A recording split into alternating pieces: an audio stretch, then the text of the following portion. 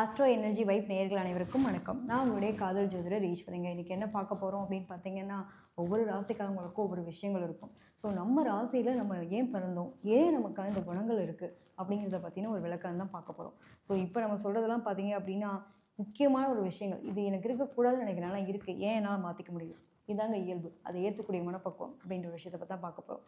So காலச்சக்கரத்தின் 4ஆம் இடம்னு சொல்லக்கூடியது பார்த்தீங்க அப்படின்னா கடகராசி. ராசியில் பிறந்தீங்க நீங்கள் எப்படி இருக்க போகிறீங்க? பொதுவாகவே கடகம் எடுத்துட்டோம் அப்படின்னா இந்த நண்டினுடைய சிம்பிள் இருக்கும். நண்டு என்ன பண்ணும் அப்படின்னா அது ஒரு தனி சாப்டரே போகலாம், அந்த மாதிரி இருக்கக்கூடிய தன்மை. ஸோ இங்கே வந்து உங்களுக்கு சந்திரன் தான் அதிபதியாக இருக்கக்கூடிய நிலை உண்டு. குருவே உச்சமடைகிறாருங்க. அப்போ எப்படி இருப்போம்? குரு தான் எல்லாத்துக்கும் நல்லது கெட்டது எல்லாத்தையும் குறிக்கக்கூடிய ஒரு ஆள். அப்போ அந்த ஆளே நம்ம ராசியை தான் உச்சமடை, நம்ம எப்படி இருப்போம்? வேறு மாதிரி இருப்போம் இல்லையா? ஸோ எது செஞ்சாலும் சந்தோஷமாக செய்யணும் அப்படிங்கிற ஒரு நிலைக்கு ஆட்படக்கூடிய நிலை உண்டு. ஸோ செவ்வாய் நீச்சமடையக்கூடிய இடம். பொதுவாக வந்து ஒரு கடக ராசியில் ஒருத்தவங்க பிறக்கிறாங்க அப்படின்னா அவங்களுடைய மனம் எப்படி இருக்கும்?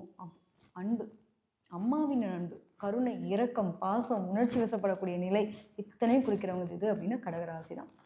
நாங்களாங்க கேட்டோம் இந்த அன்புன்ற ஒரு விஷயத்தையும் பாசத்தையும் நாங்கள் நம்பி நம்பி ஏமாந்தது போதும்னு நினைக்கிறோம். ஆனால் திருந்தவே மாட்டோங்க. எவ்வளோ அடித்தாலும் இவன் நல்லவன் அப்படின்னு ஒரு வார்த்தையை சொல்லிட்டாங்கன்றதுக்காக நாங்களும் எவ்வளோ தான் வாங்கிட்டே இருக்கோன்ற மாதிரி வாழ்க்கையில் அனுபவ பாடம் அப்படின்றது உங்களுக்கு உண்டு. அதாவது ஒருத்தன் எங்கேயோ ஒரு பிரச்சனை நடக்குதுன்னா எல்லாரும் கடந்து போக தெரியுது. நாங்கள் சொந்த செலவு சூனியை வச்சுக்கிற மாதிரி என்ன பண்ணுறோம், போயிட்டு என்னடா ஆச்சு ஏதிராச்சு முதல்ல நம்ம போய் ஹெல்ப் பண்ணுவோன்ற பண்ணிவிட்டு சொல்லுவாங்க இல்லையா, நம்ம கடந்து போனவெல்லாம் கடந்து போனவனாவே ஆகிட்டான். நான் என்னடான்னு ஒரு கடவுள் மனம் இருக்க மாதிரி ரொம்ப இறக்க குணம் இருக்குன்னு போய் என்ன ஏதுன்னு கேர் பண்ணதுக்கு லாஸ்ட்டில் எங்கள் மேலே பழி வந்துச்சுன்னு படக்கூடியவங்க. ஸோ அந்த அனுபவம் அப்படிங்கிறது எப்படின்னா ஒரு விஷயத்தை கடந்து போக தெரியாதுங்க. எங்களுக்கும் திமிராக இருக்க தெரியாது. நடிக்கக்கூடிய ஆட்களே எங்கே தான் இருக்காங்க, அது வேறு விஷயம். இப்போ கலைத்துறையில் சாதிக்கிறவங்களாம் யாருங்க? கண்டிப்பாக சந்திரன் ஆதிக்கம் நல்லா இருந்தால் தானே கலைத்துறையில் சாதிக்க முடியும். ஸோ இவங்களுக்குலாம் அந்த நடிப்பாற்றல் இயற்கையாகவே வந்து கற்பனா சக்தின்னு ஒரு விஷயம் இருக்கும். இல்லாத ஒரு விஷயத்தை இருக்கிற மாதிரி உருவகப்படுத்தி அதுக்கு உயிரோட்டம் கொடுத்து வாழ்க்கை நடத்தக்கூடியவங்க எத்தனை பேர் பார்ப்போம். இதெல்லாம் யாருங்க? கடகத்தில் பிறந்த நீங்கள் தான். எத்தனை இயக்குநர்கள் பார்க்குறோம், எத்தனை ஸ்கிரிப்ட் ரைட்டர்ஸ் பார்க்குறோம், எத்தனை இவங்கெல்லாம் பார்க்குறோம், நிறைய எழுத்தாளர்கள். இவங்கெல்லாம் யாருன்னா இல்லாத ஒரு விஷயத்தை இருக்கிற மாதிரி உருவப்படுத்தி அவ்வளோ அழகாக ஒரு கதை வடிவம் அடிக்கக்கூடிய அமைப்பாளர்கள்லாம் வந்து கடகத்தில் உண்டு. அதே மாதிரி ஒவ்வொரு ராசிக்கும் ஒவ்வொரு ஸ்பெஷாலிட்டி அப்படின்றப்போ இவங்களோட ஸ்பெஷலே என்ன அப்படின்னா அன்பு, இரக்கம், ஆசை, அபிலாசை அப்படிங்கிறத தாண்டி தாயுள்ளும் கொண்டவங்கப்பா அப்படின்னு ஒரு விஷயம் இருக்குல்ல. இது எத்தனை பேருக்கு எவ்வளோ பெரிய பிராப்தம். வாழும் கடவுள் யார் அப்படின்னு நம்ம யாரை சொல்லுவோம்? அம்மாவை சொல்லுவோம். அப்போ தாய் உள்ளம் கொண்ட நீங்கள் எப்படிப்பட்டவங்க உண்மையிலே? ஆனால் எப்பவுமே வந்து இந்த தாய் உள்ளம் கொண்டதுனால தான் அம்மா எல்லாத்தையும் சகிச்சுட்டு வாழ்வாங்க. நான் என் குழந்தையாச்சே, எப்படி குழந்தை வந்து திட்டினா கூட அம்மாவை வந்து வலிக்காது. என் புள்ள நல்லா இருந்தால் போதும்ப்பா, எங்கே இருந்தாலும் என் குழந்தை என்னை பார்த்துக்கலன்னா கூட பரவாயில்லப்பா, அது நல்லா இருக்கணும் அப்படின்னு நினைப்பாங்க இல்லையா? அந்த மாதிரியான குணம் நமக்குள்ளே இயல்பாகவே இருக்கக்கூடிய தன்மை இருக்கும். அதனால தாங்க நிறைய இந்த கலைத்துறையில் சார்ந்தவங்க, இயக்குநர்கள் சொல்கிறோம், ஸ்கிரிப்ட் ரைட்டர் சொல்கிறோம், இவங்கெல்லாம் வந்து தண்ணி மாதிரிங்க. தண்ணி வந்து ஆறு எப்படி, ஆறு வெள்ளம் இதெல்லாம் சொல்கிறோம். ஒரு பாட்டு கூட பார்த்துருப்போம். ஒரு பெண்ணை வந்து ஒரு தண்ணியோட தொடர்புபடுத்தி ஒரு பாட்டு இருக்கும். அர்ஜுன் சார் கூட அந்த படத்தில் நடந்தால் ஆறு நின்றால் அருவி, இப்படி ஒரு லைன்கள் சொல்லியிருப்பார். உண்மையிலே இது வந்து தனித்துவமான இதுன்னா கடக ராசிக்கு. ஏன்னா அது நீர் தத்துவம் மிக்க ராசி, சரராசி. பொழிஞ்சிச்சு, மழை பொழிஞ்சிச்சுனாலும் அது இதமாக பொழியும் போது தென்றல் மாதிரி அழகாக அந்த மலைச்சாரல் ரசிக்கக்கூடிய, கவிதை எழுதக்கூடிய அளவுக்கு அழகான ஒரு சாரலை ரசிப்போம். ரசிக்கிற தன்மை. மழை புயலாக மாறுச்சுன்னா தாங்க முடியுமா? அப்போ இந்த தன்மைக்கு மட்டும் எல்லா நிலையும் உண்டு. கடக ராசியில் இருக்கவங்களை கரெக்டாக ஹேண்டில் பண்ணிங்கன்னு வச்சுக்கோங்க, அம்மா மாதிரி அன்பை அள்ளி அள்ளி கொடுப்பாங்க. என்றைக்கு அவங்கள வந்து வேறு மாதிரி அவங்களுக்கு ஏதாவது ஒரு பாதிப்பு, அவங்களுக்கு ஏதாவது ஒரு செஞ்சிட்டிங்க அப்படின்னா அருவியாக பொழிஞ்சு இருக்கிறதவே ஒரு சுனாமி வர அளவுக்கு உங்களை பொங்கி தள்ளிட்டு போகக்கூடிய ஆட்களும் உண்டு. நிறைய அனுபவங்கள் எப்பவுமே சொன்னேன் பார்த்தீங்களா, எல்லா ராசிக்காரங்களுக்கும் அவங்களுடைய ஒரு முகம் மறுமுகம் கண்டிப்பாக உண்டு. நல்லதும் இருக்குது, கெட்டதும் இருக்குது. எதையுமே அளவுக்கு மிஞ்சினால் அமுதமும் நஞ்சு. ஒரு விஷயம் அளவோடு இருக்கும்போது அது பாசமாக இருக்கும். இதே வந்து அளவு கடந்து போகும்போது பிரச்சனையாக மாறும். அம்மா என்ன பண்ணுவா, என்னன்னு எங்கள் அம்மா என்னை பேம்பரிங் பண்ணிட்டானா எனக்கு ரொம்ப ஹாப்பி. எனக்கு அடிபட்டுருச்சு, ஒன்று என்னடா தங்கம் ஏன்பா அடிபட்டுச்சா, மருந்து தடவிடுறா. அந்த அன்பை ஏற்க உடையது. எங்கே போகிற, என்ன பண்ணிகிட்ருக்க, எதாக இருந்தாலும் சொல்லிட்டு பண்ணு, அட்வைஸ் பண்ணிட்டுருக்கா. எங்கள் அம்மா தான் எனக்கு முதல்ல டார்ச்சராக இருக்கா. எதுக்கெடுத்தாலும் என்னை கேள்வி கேட்குறா. ஏன் எனக்கு தெரியாதா, எனக்கு வயசு வரலையா, எனக்கு பக்குவம் இல்லையா, அவள் வாழ்ந்துட்டேன்றதுக்காக எல்லாத்தையும் என்னை அட்வைஸ் பண்ணுறான். எத்தனை பேருக்கு ஒரு பெரிய பிரச்சனை. ஸோ ஒரு விஷயம் எந்த விஷயம் அன்பாக இருக்குது, கேரிங்காக பார்த்துக்கும் போது அது அந்த அன்பு தேவைப்படுது. இதே கேரிங்காக அவங்க பார்க்குறாங்க. அது ரொம்ப என்ன ஆகுது, நம்மளோட சுதந்திரத்தை கட்டுப்படுத்துதுன்றப்போ என்ன ஆகுது, ஆட்டோமேட்டிக்காக பிரச்சனையாக மாறுதா? இதுதாங்க. எதுவும் அளவோடு இருக்கணும் அப்படிங்கிற ஒரு நிலை. இவங்க அன்பு காட்டுறது தவறு கிடையாது.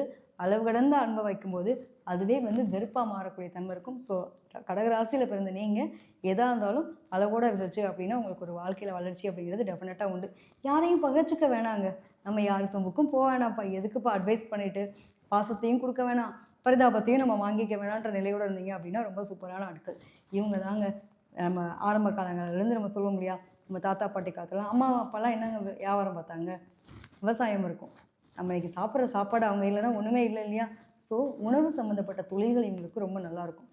எங்களால் உணவு தொழிலையும் இருக்க முடியும், இறங்கி களத்தில் இறங்கி நிலத்தில் இறங்கி களம் பிடிக்கவும் தெரியும், ஏதாவது என்ன சொல்லுவாங்க ஏர் பிடிக்க தெரியும்.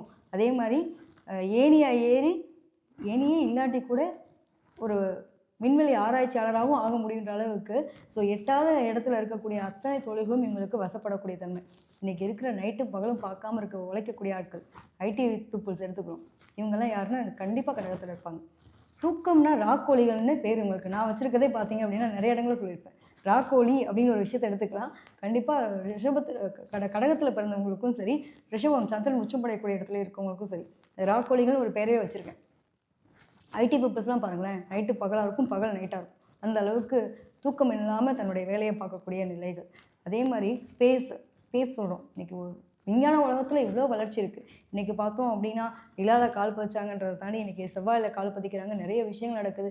ஒரு வானிலை மாற்றங்களை பற்றி அதை விவரித்து சொல்லக்கூடிய நிலையிலேருந்து, அது சம்மந்தப்பட்ட படிப்புலேருந்து, பைலட்லேருந்து பறக்கக்கூடிய விஷயங்கள் எல்லாத்தையும் எடுத்துக்கோங்களேன்.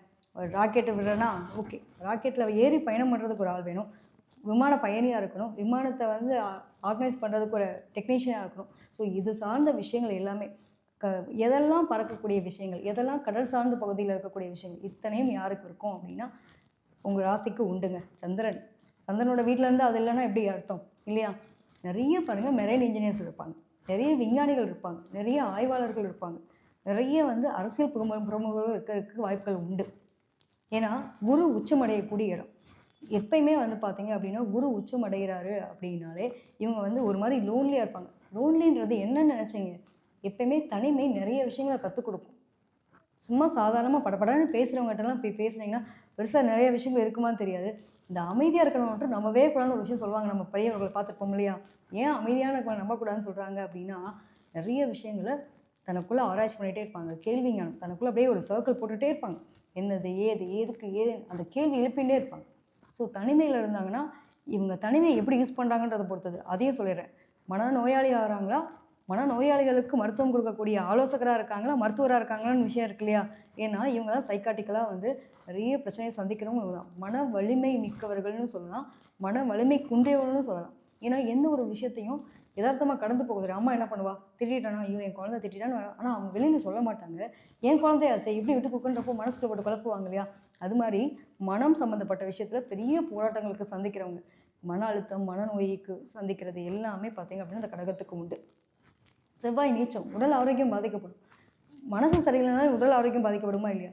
நண்பர்களாக நம்பிக்கை துரோகத்தை சந்திக்கிறது, நினச்சது ஒன்று கிடைச்சது ஒன்று அப்படிங்கிற மாதிரி நிலைகள் இருக்கக்கூடிய தன்மை. நிறைய பேருக்கு பார்த்திங்கன்னா அந்த திருமண வாழ்க்கை காதல் தொடர்பான விஷயங்களில் நம்பி ஏமாறுறது. அதுலேயும் பார்த்திங்க அப்படின்னா இவங்களுடைய 7ஆம் இடமே மகரமாக வரும். ஸோ பொதுவாகவே வந்து இந்த 7ஆம் இடம் மகரம் அப்படிங்கிறப்போ இது சனியினுடைய வீடு. அப்போ ஒரு வாழ்க்கை இழந்தவங்களுக்கு வாழ்க்கை கொடுக்குறேன், இந்த மாதிரி நிலைகள் இருக்கிறது. ஒரு காதல் தோல்வியை சந்தித்தவங்களுக்கு வாழ்க்கை கொடுக்குறேன், இந்த மாதிரி ஒரு ஸ்ட்ரகிள் எல்லாம் போய் மாட்டுவாங்க. ஏதோ ஒரு வகையில் பார்த்திங்க அப்படின்னா இது வீட்டுக்கு முரண்பாடாக இருக்கும். ஸோ ஏதாவது ஒரு உறவு வேணுங்கிறப்போ ஒரு உறவுகளுக்குள்ளே நிறைய பஞ்சாயத்தை சந்திக்கிறது. மனம் போன போக்கில் செயல்படுறோம் அப்படின்னா மற்றவங்களுடைய மனசை காயப்படுத்துகிற மாதிரி சூழ்நிலைக்கு அமையும். மற்றவங்க மனசுக்காக செயல்படுறோம் அப்படின்னா நம்மளுடைய மனசு சந்தோஷங்கிறத இழக்க வேண்டிய சூழ்நிலை யாருக்கு இருக்கும் அப்படின்னா கடகத்தில் பிறந்தவங்களுக்கு இருக்கும்.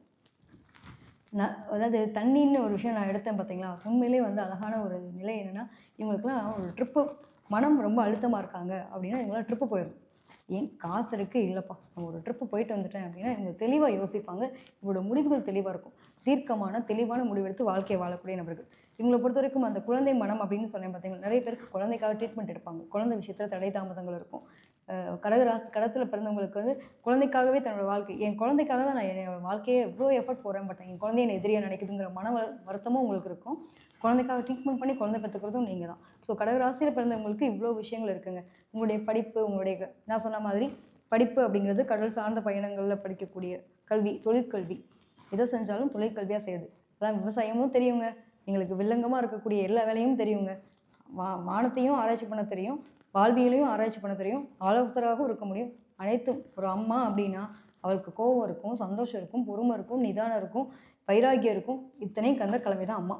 அந்த அத்தனை கலவையும் உங்ககிட்ட இருக்கும். இன்னொரு விஷயம், உங்களுடைய காதல் வாழ்க்கையெல்லாம் எடுத்துட்டோன்னா ரொம்ப இதுவாகவே சொல்லலாம். எப்படி அப்படின்னா, ஒரு லவ் ஃபெயிலியர் ஆனவங்க வந்து உட்காந்து அவங்களோட காதல் தோல்வியை சொல்லி அவங்ககிட்ட பேசுனாங்கன்னா இவங்களாம் காதல் பயப்படக்கூடிய ஆட்கள்.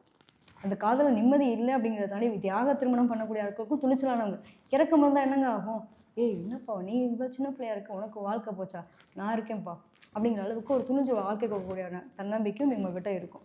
இவங்களுடைய நிறைய பேருக்கு வந்து பார்த்தோம் அப்படின்னா அந்த அப்பா கூட வாழ்றதுல ஒரு பெரிய போராட்டம். இவங்க தான் கடல் கடந்து பயணம் பண்ணுவாங்க. கடல் கடந்து பயணம் பண்ணுறதுன்றது வேலைக்காகவா, படிப்புக்காகவா, தன்னுடைய அங்கீகாரத்துக்காக, கண்டிப்பாக இது எல்லாமே வசப்படும். ஃப்ளைட் ஏறணும்னு முடிவு பண்ணிட்டேன்னா என்னால் ஆன்மீக சுற்றுலாவும் போக முடியும், என்னோடய அறிவு ஆற்றலுக்காக தேடலாகவும் போக முடியும், என்னோடய வாழ்க்கையினுடைய வசதிகளை வந்து பெருக்கிக்கிறதுக்கு என்னுடைய திறமையை வச்சு வாழ முடியும் அப்படிங்கிற நிலை எல்லாமே உங்களுக்கு உண்டுங்க.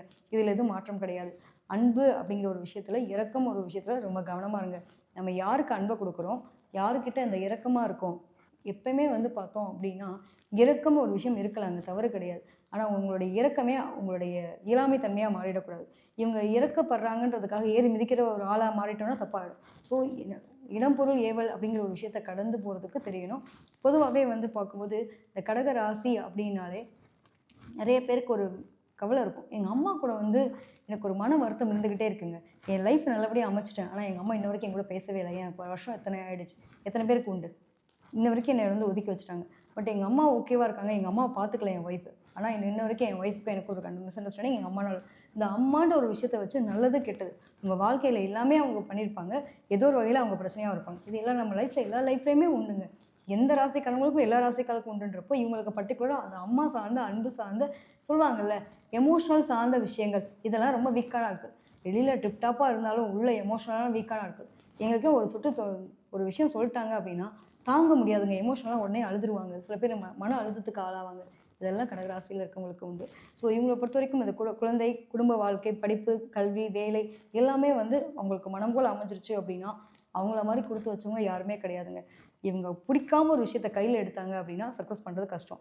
நான் சொல்லுவேன், பொதுவாகவே கடக ராசியில் பிறந்தீங்களா, உங்களோட சொந்த ஊரை விட்டு உங்கள் அம்மாவை விட்டுட்டு வெளியில் போங்க, உங்களோட வாழ்க்கை வளமாகும்னு சொல்லுவேன். ஏன் அப்படி சொல்கிறேன் அப்படின்னா, இவங்களுக்கு இது சார்ந்த விஷயங்கள், இவங்களோட நேர் 7ஆம் பாவமே பார்த்தீங்க அப்படின்னா சந்திரனோட பார்வைப்படக்கூடிய இடம், சனியினுடைய ஆதிக்கம். ஸ்லோ ப்ராசஸுங்க, லேட்டாக தான் பிக்கப் ஆகும். ஆனால் லேட்டாக வந்தாலும் லேட்டஸ்ட்டாக வந்தோம் அப்படிங்கிற ஒரு நிலை இருக்கும். சொந்த ஊரை விட்டு வெளியில் போகும்போது உங்களோட வாழ்க்கையில் வளர்ச்சி அப்படிங்கிறது ரொம்ப பிரமாதமாக இருக்கும். லேட்டாக வரோம் அப்படிங்கிறப்ப, லேட்டான்றப்ப எப்போங்க எங்கள் வாழ்க்கையை வளர்ச்சி வரும்னு கேட்டிங்கன்னா படிப்படியான வாழ்க்கையினுடைய முன்னேற்றங்கள் அப்படின்றது கிடைக்கக்கூடிய அமைப்பு. நிறைய விஷயங்கள் பாருங்களேன், நம்ம அன்றாட சாப்பிடக்கூடிய சாப்பாட்டிலேருந்து வேலையில் ஐடி ஃபீல்டில் என்னை தூக்கி வேலையை விட்டு தூக்குறான், நான் கவலைப்பட மாட்டாங்க. எனக்கு இருக்குங்க, என்னோடய பூர்வீகம் இருக்குது, நிலம் இருக்குங்க. இன்றைக்கி எத்தனை ஐடி ஆஃபீஸர்ஸ்லாம் வெளியில் வந்துட்டு எனக்கு நிம்மதி வேணும், சந்தோஷம் வேணும், இயற்கையான சூழ்நிலை வாழணுன்றதுக்காக வேலையை விட்டுட்டு இன்றைக்கி களத்தில் இறங்கியிருக்காங்க, சொல்லுங்கள் பார்ப்போம். அது மாதிரியான ஒரு நிலைகள் எங்கே இருந்தாலும் நான் வந்து என்னால் பொழைச்சிக்க முடியும் அப்படிங்கிற மனம், வைராகியம், தன்னம்பிக்கை இன்றைக்கி எடுத்துக்கிறோம். மருத்துவ செவிலியர்கள் எத்தனை பேர் பார்க்குறோம். நர்ஸ் என்ன இவங்க எதிர்பார்க்குறாங்க, கொஞ்சம் கூட அருவருப்பு படாமல் ஒரு அம்மா மாதிரியான கேரிங் கொடுப்பாங்க. இதெல்லாம் யாருன்னா கடகராசி தாங்க. ஸோ அந்த மாதிரி ஒரு எந்த சூழ்நிலையிலையும் அடுத்தவங்களுக்கு முதலுதவி செஞ்சு அவங்களுடைய ஒரு கஷ்டமான சூழ்நிலையில் கை கொடுத்து தூக்கி விடணும்னு நினைக்கக்கூடிய ஆட்கள் நீங்கள். உங்களை புரிஞ்சுக்கிட்டவங்களுக்கு நீங்கள் உதவி செய்யுங்க, உங்களை புரிஞ்சுக்கொள்ளாதவங்களுக்கு நீங்கள் உதவி செஞ்சு அவமானப்படாதீங்க. ஏன்னா அவமானம் அப்படிங்கிறதுனாலே சந்திரன் தாங்க. மனம் அப்படிங்கிற ஒரு விஷயமும் சந்திரன் தான். ஸோ தேடி தேடி போய் ஒரு 2 பேர் சண்டை போடுறாங்களா, இந்த வடிவேல் காமெடிலாம் பார்த்துருப்போம். 2 பேர் சண்டை போட்டு லாஸ்ட்டில் நம்மளை காமெடின்னு ஆக்கி விட்டு போயிடுவாங்க பார்த்தீங்களா. இந்த மாதிரிலாம் நமக்கு வேணாம். யார் என்ன பண்ணாலும் பரவாயில்லன்ற மாதிரி அங்கே போய் நம்ம உதவி செஞ்சுருவோம்னு நினச்சோம்னா நம்ம காமெடியாக ஆயிடுவோம். அதனால் முடிஞ்ச அளவுக்கு யாருடைய வாழ்க்கையிலும் தலையிடாமல் உங்களுடைய வாழ்க்கையை நீங்கள் பார்த்து பயணப்படும் போது ரொம்ப சூப்பராக இருக்கும்.